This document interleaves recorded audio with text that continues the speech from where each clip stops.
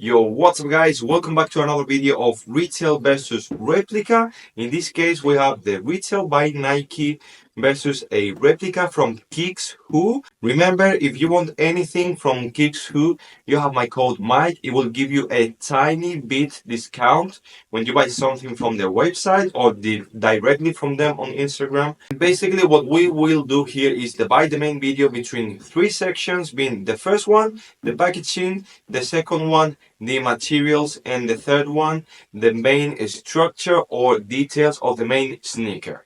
So, starting from the beginning, as you can see, the boxes, the main difference you will see is not on the printing, not on the quality. The main difference is on the dimensions, okay? So, the retail pair is a tiny bit longer and a tiny bit wider. Other than that, the printing quality is really on point, very vivid, very good resolution. So, if you don't have the box side by side, I don't think you'll be able to catch it up. But we don't really care about the box. Let's go for the main thing. Let's go for the interior, for the sneakers. So, as you can see, guys, this is the main content you want to see. The retail pair doesn't have any laces on. The replica pair does have laces on. I have to say, even though these are really close, I would give it a 9.5 on the retail versus replica part on the materials. I have to say, if you put it side by side, I know on the video for you it will be really difficult to see, but this has more tumble detail when you look at it really close compared with the retail.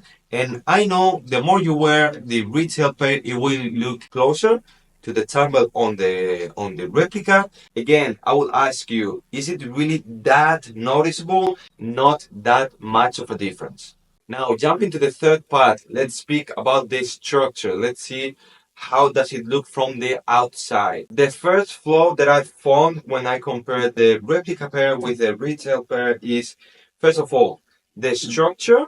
It's really close, and to be honest, as you can see on the legit check, it gave it a not pass, but I have to say it was because of the stitching on the inside. The structure does actually pass on the legit check.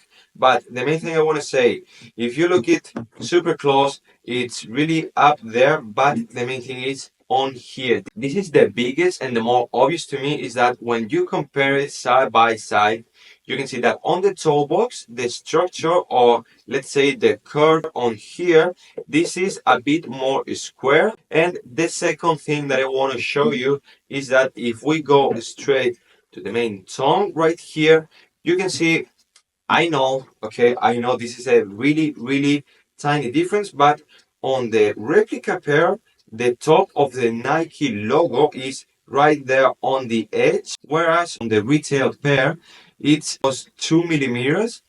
Again, super tiny difference. It may also vary between the handcrafting of the main retail pair, but this is a difference I have in between my pairs, and I wanted to show you that. And the last thing I wanted to show you is the difference on the sole.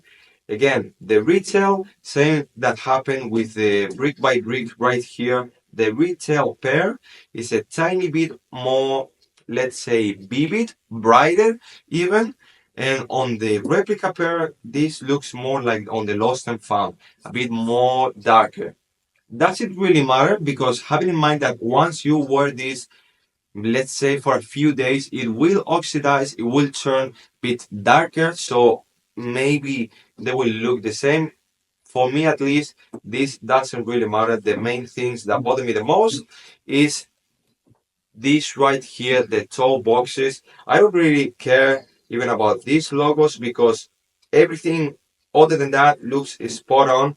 You can see the swooshes look the same, the Union LA tag look the same, the placement of the Wings logo on here, bro. I remember on 2018, they tried so hard to make it look the same as on retail.